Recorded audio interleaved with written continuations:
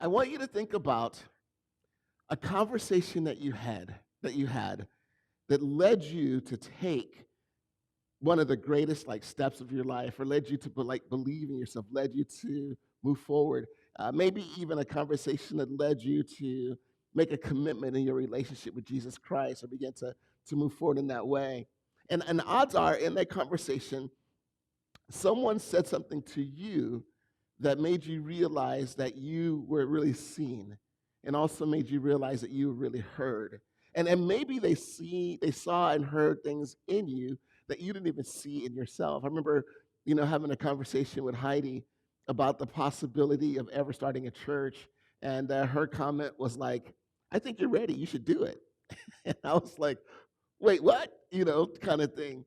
But again, it was because of that. Now, let's go on the flip side of that. Imagine that you go to the doctor and you say to the doctor, "I'm feeling this sickness, or I'm feeling this ailment." And the doctor just looks at you and just writes you a prescription and hands it to you.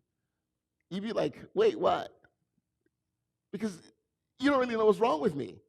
You didn't go, maybe say, "Ah," or, take a deep breath. You didn't do any of those things. You just gave me instant prescription. And so in that situation, you feel like you're not heard. Or maybe the doctor does do all of that, but for some reason, they don't really hear you in regards to the pain that you're talking about. And as a result, maybe it caused you to be in pain a little bit longer than what you needed to be, because ultimately you feel like you needed to be heard. And so I want us to think about this, because we're doing this series and we're looking at how we can love our neighbors. Like, love where you live, love those that are around you, whether it's, your neighbor next door to you, whether it's, your neighbor at work, or, a hobby or something like that you do. But love people within the sphere of the realm of influence that God has us in. And I think one of the most powerful things that we can do, because I think a lot of times when we talk about leading people to come to know Jesus, the one tool that we think about using the most is our what? Mouths, right? Let me talk. Let me convince you. Let me convince you in this conversation. But I argue that maybe the most powerful tool that we have to help people to take steps forward in their relationship with God is not this, it's these. Is really making a commitment and being able to listen. And so that's why our big idea for the day, you can see this right on the screen, is love asks before it acts. Love asks before it acts. And so in this series, we're walking through and we're looking at what does it really mean to be able to love people the way that God desires for us to love them. But I do want us to understand this, that God has a care for this world. He really does. He has a cure for those who are moving in directions in their lives, especially if the direction that that they're heading in is going to lead to that which is broken in their lives and further brokenness in their lives. And so therefore, God has placed a tool of intervention into their lives, and that tool is us. It's us. And as a matter of fact, here's how powerfully God feels about it. It says in Ezekiel chapter 3, verses 17 through 19, it says, "Son of man, I have appointed you as a watchman for Israel. Whenever you receive a message from me, warn people immediately. If I warn the wicked, saying, 'You are under the penalty of death,' but you fail to deliver the warning, they will die in their sins, and I will hold you responsible for their deaths. If you warn them and they refuse to repent and keep on sinning, they will die in their sins, but you will have saved yourself because you have obeyed me." So that's how seriously God sees it. God sees the opportunity for us to be able to make a difference in the lives of others, and he holds it in high regard. Now, I do want to say this because this is really important as well, that although this is a call that he makes on our lives, there is still a certain methodology by which we need to do it. And I think a lot of times when it comes to warning people or talking to people, we can argue that probably the way that we see it done now is pretty ineffective at drawing people to come to know God and to who he is. And I think the reality is because the warning is going out, but the care is not necessarily there. And when I don't feel like you care for me, then your warning sounds like judgment. So I really want us to begin to look at how do we build the relational collateral that allows us to be able to make a difference in the lives of those that are around us. So about 3 years ago, I read a book called Five Ways to Bless Your Neighbor, written by a guy named Dave Ferguson. And it really inspired me. So I wrote a sermon series on this about 3 years ago. We walked through that together. And I just wanted to bring it back again because I think it's important for us to realize that this is, and I'm probably going to make this a cyclical thing that we do, because I think it's important for us to realize that we do have a responsibility to be able to reach out to others, to draw them to come. And we also, it's important for us to realize this too. If we want to see Encounter grow, if we want to see it develop, it can't be dependent upon me to do so. It's all of us going out, all of us taking advantage of opportunities and relationships that God gives us to be able to connect with others. But again, I think sometimes the wrestle that we have is, well, I'd like to do that, but how? How do I do that? And how do I do it in such a way that it speaks to others? I love this passage. Colossians chapter 4, verse 6. It says, let your conversation be gracious and attractive so that you have the right response for everyone. Another version translates this as, let your conversation be seasoned with salt. Let your conversation be seasoned with salt. And, yesterday was the 4th of July. And some of us, we had some good cue, right? We had some good cue that we were like, man, we really enjoyed that. And maybe that cue came along with some really great side dishes, maybe some baked beans, some mashed potatoes, maybe, I said potatoes, but mashed potatoes, and maybe coleslaw. But the thing that was really great about it was all of the seasoning that came with it. And if the seasoning is really good, what does it make you want to do? Go back for more, right? It makes you want to go back for more. And so I think it's important for us to realize that when a conversation is really good and is able to connect with people, we want to have conversations in such a way that it inspires people to want to come back for more. They want to come back for more. When we were talking about that the other day, when you shared this the other day, that really inspired me.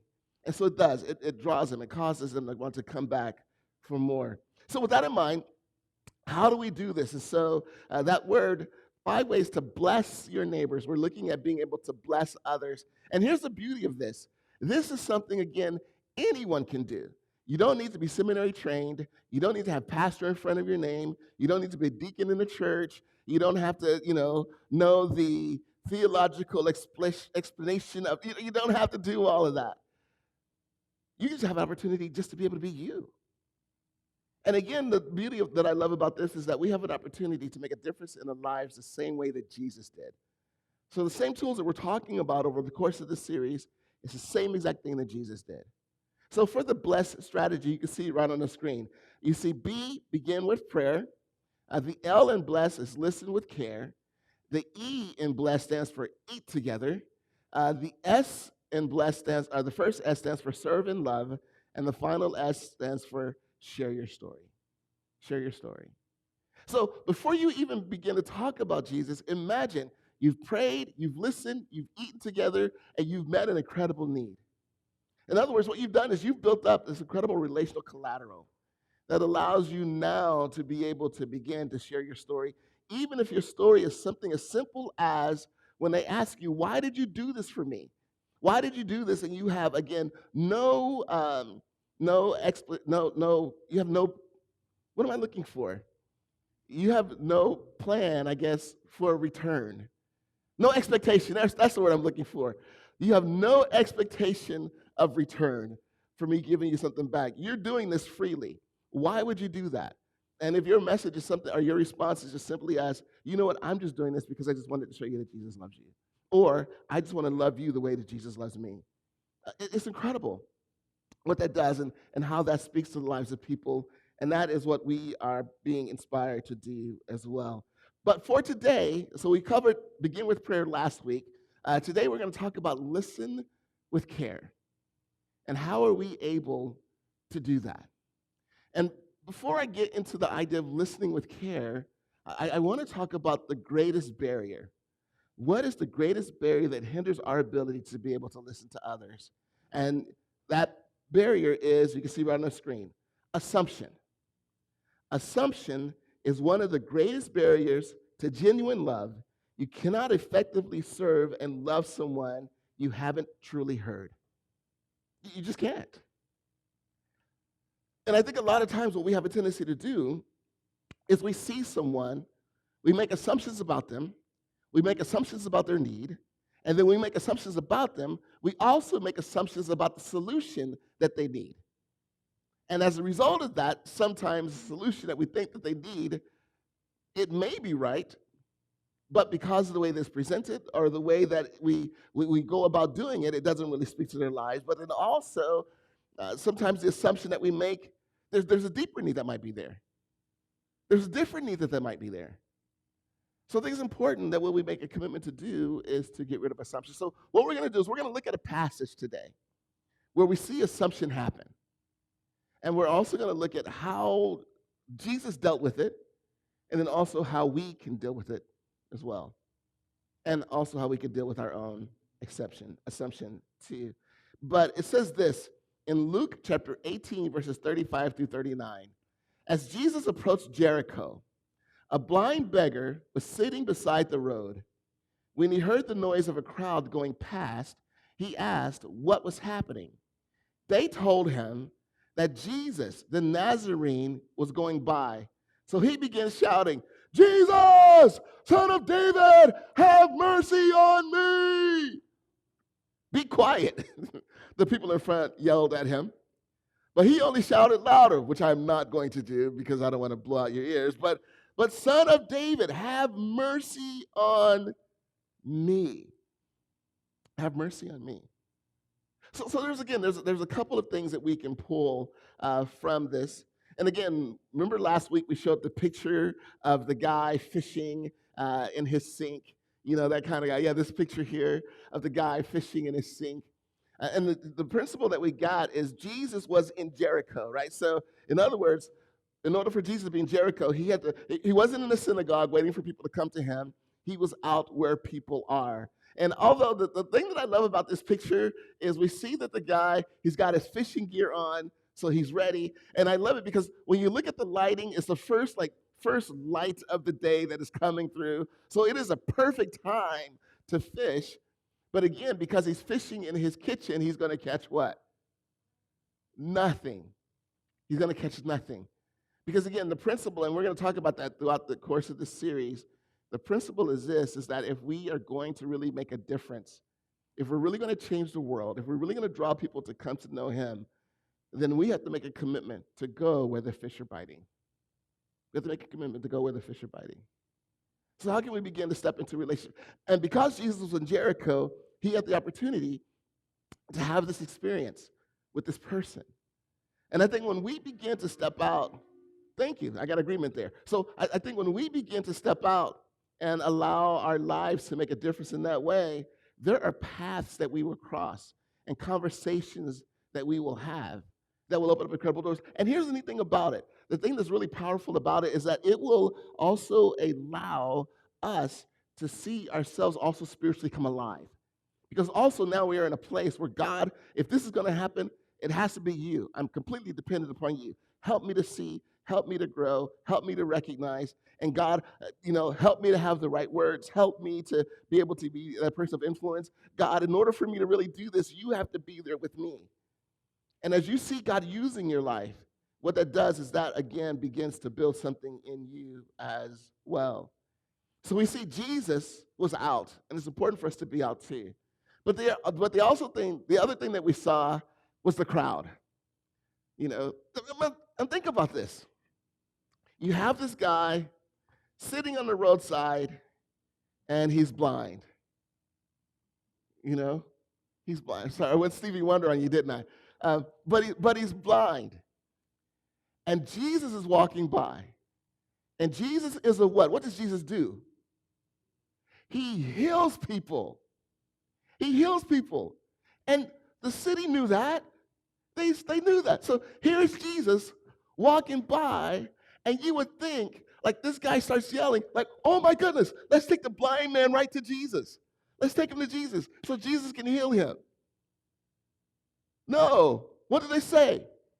Shh, shut up. Shh, be quiet. Shh. Why? Because of assumption. And I think the assumption is, here's Jesus walking through. You know, the celebrity, the one, the sovereign. There's Jesus walking through. And I think the assumption is, this guy's an embarrassment. He's an embarrassment. We don't want Jesus to see the seedy side of our city. We don't want that to be drawn attention to. So, bro, zip it. Zip it. And see, that's what happens when we begin to become people of assumption. There is a consequence that happens in our hearts. And the consequence that happens, you can see it right on the screen. The problem with assumption is that our agenda becomes more important than human values. The problem with assumption is that our agenda becomes more important than human values. So their agenda was like, Jesus, come on, come see our city. But here we have this person who's blind, and they don't even recognize the value of this person and the opportunity that this person has to be able to connect with, experience, and know Jesus, and possibly be healed. So we have to be aware of what is our agenda and how does that hinder us from being able to recognize something. And here's something, too, that I really want to begin to hit on. They saw this guy as annoying, right? They saw him as annoying. And I want to challenge us to also begin to think about the way that we see the people around us that we find annoying. Because underneath his annoyance was this thought of what? I just want to be able to see. So there was a deeper meaning under, or a deeper need under his annoyance. So I think a lot of times what happens is we get annoyed by people, and the thing that we are annoyed by is what's on the surface. The rudeness, the mouth, the language, the lack of consideration. Like we see things that are annoying to us. But maybe underneath that annoyance is something deeper that is a greater need. And then if we can begin to allow ourselves, now I will also be honest, there are some people that are just annoying just because they're annoying, right? That's not everyone that is annoying. But there are sometimes people who literally, legitimately do have a deeper need, and it is just reflected by the level of their annoyance in front of us. So if we begin to recognize that maybe there's something that's deeper there, and we begin to pray like, God, help me to see that. Like, think about the people in your life that annoy you. God, help me to see what is under the surface of the annoyance. And then begin to pray for that. Begin to pray for that. Just imagine what that would do and being able to make a difference in that way. And in many ways, how it would soften our hearts towards a person who is annoying as well. It says in Mark chapter 10, I love Mark's picture of this account. Mark chapter 10, verses 49 through 50. When Jesus heard him, he stopped and said, tell him to come here. So they called the blind man. Cheer up, they said. Come on, he's calling you. Bartimaeus threw aside his coat, jumped up, and came to Jesus. Jumped up and came to Jesus. So I love this. And this is where we can also be able to be people of influence as well. Because what happens is by Jesus saying, hey, bring him to me, like Jesus recognized the annoying guy, bring the annoying guy to me. And did you notice, like, how all of a sudden, the crowd wasn't like, shh, shut up, man, be quiet. The crowd was, hey, come on. He's telling you, come on. He's inviting you over. So the crowd, in this moment, based on assumption, they were in exclusion. But when Jesus said, bring him over, his compassion compassion moved them to inclusion.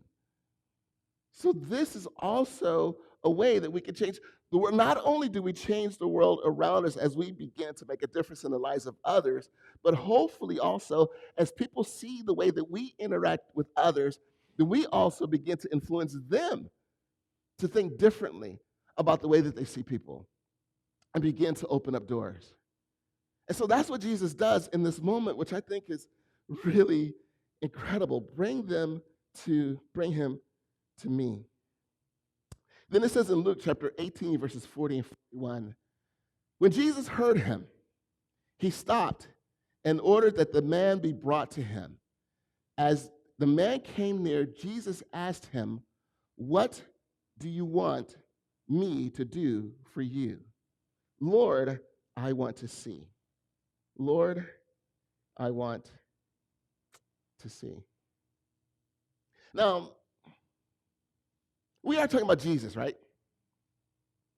Do you think Jesus knew what the guy wanted? Absolutely. So then the question becomes, well, why did he ask? Now, I can tell you now, I'm not Jesus, so this is conjecture on my part, But I think what happens is in asking this question, it speaks to the crowd and also it speaks to the person. So the first part is, how does it speak to the crowd? Because again, it goes from shut up, be quiet, now he wants to see you, and now Jesus is asking, hey, what can I do for you? So now it speaks to the crowd in the sense of saying, instead of excluding people, maybe our question should be, what can I do for you? Going back to the idea of people who are annoying, maybe someone who is clingy, maybe the deep need is loneliness. Maybe someone who is angry and cusses you out. Maybe the deep need is fear. Or maybe it's frustration. Maybe if we are able to allow ourselves to not get so caught up on the surface, because the surface is offensive. But we begin to pray like, God, show me the deeper need. Show me the deeper need. And I think what we can do is, and just imagine too, somebody's really annoying to you, and your response is, what would you like me to do for you? Talk about disarming them, right? They're annoying, and we respond with compassion. And who knows, maybe it will open up a door for us to be able to allow the presence and the work of God to move in their lives as well. So on the crowd, the crowd on the surface saw annoyance. Underneath that, Jesus saw blindness. He saw his real need. Now, the second reason, why do I think Jesus also asked that question, is because of this, and I love this. In Mark chapter 10, verse 46, it says this, then they reached Jericho, and as Jesus and his disciples left town, a large crowd followed him. A blind beggar named Bartimaeus, son of Timaeus, was sitting beside the road. Bartimaeus, son of Timaeus. So here's what we see in this passage is the blind beggar has what? Has a name. Has a name. So by also in this moment, what Jesus is saying when he says, what do you want me to do for you? He's also recognizing you have value. Jesus heard the voice of the one in need over the noise of the crowd. You have value. And I want to challenge us. I want to challenge us to move from seeing people as them and those, to begin to recognize that each one has a name. Each one has a name. And do you know how important names are to God? I mean, think about how many passages that are in the Bible that simply has names in it. Names. And you're reading the passage like, oh my gosh, how many more names are there in this passage? I don't care who gave birth to who gave birth to you, right? You are seeing so many names. But why? Because I think it communicates something. Those names matter because people matter. And if we're able to move someone from blind beggar to Bartimaeus, the person has a name. And that changes our compassion for someone. It's easy to exclude someone who has no name, has no value, has no meaning, and is just defined by the symptom of their annoyance. It's another thing when I see that, wow, this person has a name, which means they have a personality, which means they have purpose, which means that they were created by God, which means, I mean, we can go through the list of all of those things that now the blind beggar now becoming Bartimaeus, how it moves to. And I think, again, by Jesus saying, what do you want me to do for you? It also creates, it creates a sense in Bartimaeus, like, you hear me. You hear me. There's a there's a reel that's going out now, or a meme that's going out now, and it's the character going, "Do you see me? Do you see me?" And it's a great question for us to ask, and what a great way for us to be able to begin to minister to others, because we all, many of us would agree that the need for connection and belonging is greater now than it ever has been. In this age of social media, where people are friended and liked and supported, people are more disconnected now than ever. And so, one of the greatest ways that we can just begin to show someone that they have meaning and value is simply to listen to them. It's simply to listen to them. And I love that question. What do you want me to do for you? Because I think sometimes when we see people, it is easy for us to jump to assumption about what we think their need might be. It is easy to do so. In his book, 5 Ways to Bless Your Neighbor, uh, Dave Ferguson talks about a group of people that went to India as missionaries. So they're there as missionaries. They walk into this village. And when they walk into this village has no clinic, so there is a need for physical intervention. There's no school, so there's a need for educational intervention. And also, there are no churches, so there's a need for spiritual intervention as well. And so the missionaries go in, and they have an idea. We either need to build a school, a clinic, or church. Thank you. I forgot the most important thing. Yeah, a school, a clinic, a church. We need to build those for the people. And so then they sit down with the village leaders and they ask them, hey, what do you want? And the village leaders didn't say any of those things. You know what they said? We want a mailbox. We want a mailbox. And they were like, a what? Oh. And then here's what the people said. As long as we don't have a mailbox, we are not acknowledged by our government or by our city.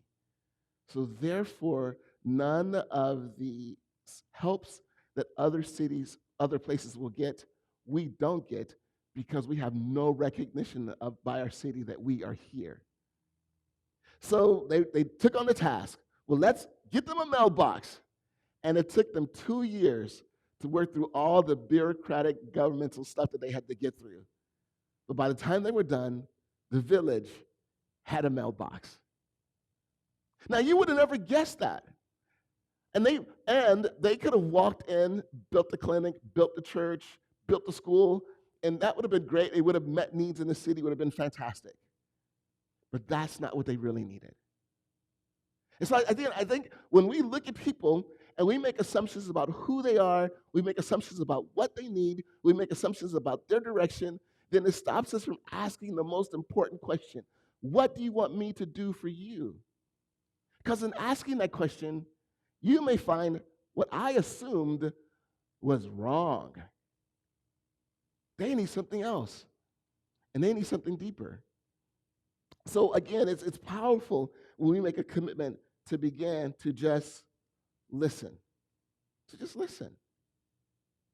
Now, I don't know about you, but I've been honest about this. One of the things that I really struggle with is one-on-one conversations. I really do. I struggle with that. In this situation, I can talk because I'm the one in control. I don't need to think about what am I going to say next. Well, for the most part, I'm in control. But when I'm sitting there, and I'm talking to somebody, and we're standing at a party kind of thing, and it's like, oh my gosh, what do I say? Like, I remember once I was at a party, and this guy and I were talking, and then I ran out of questions to ask, and so did he. And we just stood there looking at each other in silence for like 5 minutes. Awkward as all get out. And then I was like, well, I hope you have a party. I hope you enjoy it, kind of thing. So I understand. And here's the reality for many of us, stepping out to put ourselves in a place to begin to connect with others, it can be scary. It can be. So to kind of help with being able to listen, in his book, 5 Ways to Bless Your Neighbors, Dave Ferguson suggests 4 things that will help us. And with those things naturally come questions. The first thing, and they're, of course, being a pastor, 4 H's. The first H is heart. Is listen for their heart. And one question that can help us with that is, what's your favorite thing to do? What's your favorite thing? Or when we begin to hear about that, like, why was that exciting? What do you enjoy? Like beginning to ask those kind of questions. The next thing that we can listen for is, the next H that we can look for is history. History. Begin to ask questions about their story. Where are you from? What do you do? Begin to ask those kind of, and just be there to listen. The next H is habits. Also, we can bring another question back. What do you like to do for fun? What do you enjoy? Kind of begin to investigate those kind of things. And then, once you have built a connection there and it becomes a safe place, then the final H is hurts. What kind of hurts do they have in their life? And then as a result of that, that can also begin to open the door for you to recognize how a need can be met and how it can make a difference. There was a woman who started a thing called the turquoise table. And what she did was she ordered a picnic bench, painted it turquoise, and she put it out in her front yard. And then she would just invite neighbors. She would put it out in her front yard, and she would just sit at the turquoise bench, and she would take her work out there. So she would create and do all kinds of things there. And eventually people would walk by, and as time went by, people began to stop at the table and hang out and talk. And then as they're sitting at the table and talking, then she began to hear about this neighbor who was struggling with their basement being flooded. So she got together with other neighbors, went and took care of the basement. She began to hear about other neighbors in her community and how they had needs, and how she was able to just rally the community together to be able to be there to support those needs. It's powerful. And the result of it is just making a commitment to just simply be available. Just be available. So I want to encourage us to do this. I want to encourage us, and this is your homework for this week, is to take 20 minutes and just, again, walk through your neighborhood. Just walk through your neighborhood. And as you're walking through your neighborhood, you're praying for 3 things. But to set the tone for these 3 things that you're going to be praying for is you're praying for, God, help me to be aware, and then God, open up doors for me to be able to connect. Open up doors for me to be able to connect. And it's interesting, when you make a commitment to do that, let me tell you what happened to me this week. Is I said, you know what, I'm gonna implement my own sermon. I'm gonna practice what I preach. So I just decided, God, help me to be observant today. And I'm on my way to the library because I'm working on my sermon in the library. And as I'm walking by, there's like a walkway that you walk by, and then you kind of turn, and there's a bus stop across the street. As I look across the street and I see the bus stop, there's a guy sitting on the bus stop, and he has a knee brace on. So what do you think I prayed for? His knee, obviously. He had a backpack on. So I also prayed for, wherever he was trying to go and that everything would work out and he'd be able to get the things that he wanted to get done.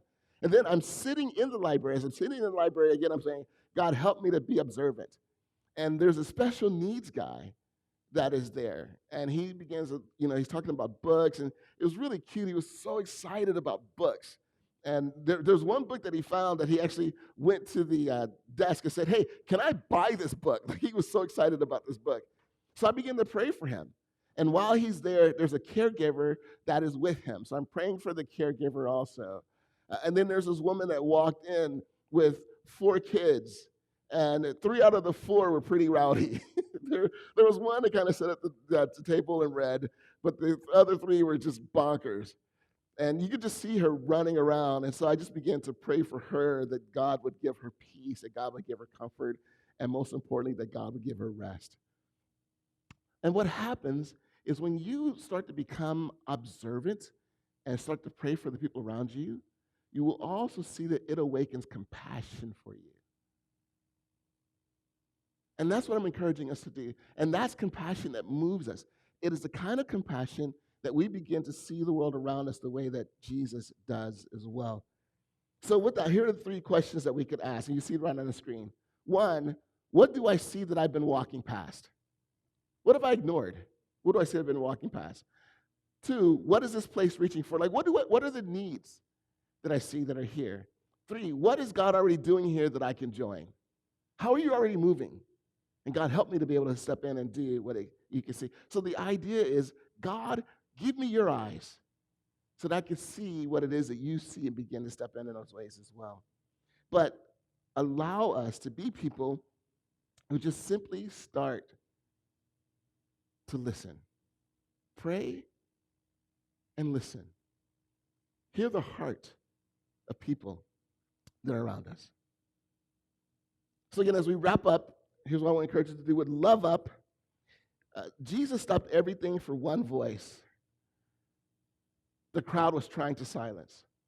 What assumptions get in the way of you truly listening to people? Begin to explore that. What gets in the way of me being able to listen to people? What about Love Out?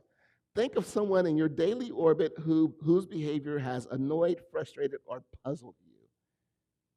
What would it look like this week to stop, ask, and really listen to them? What would it look like to be able to do that?